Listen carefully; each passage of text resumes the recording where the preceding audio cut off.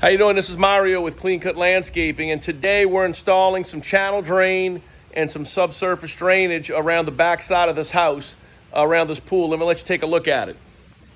So basically, water was coming down this way and getting onto the rear patio. So to try to help that situation out, we cut a section of concrete out, and we're putting this 5-inch channel drain to give you an area for the water to go in before it gets on the patio.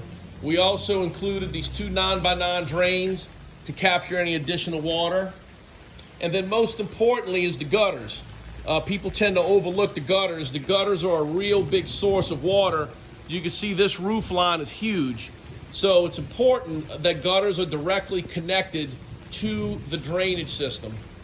And as you can see, we're in the process right now. This job is almost complete.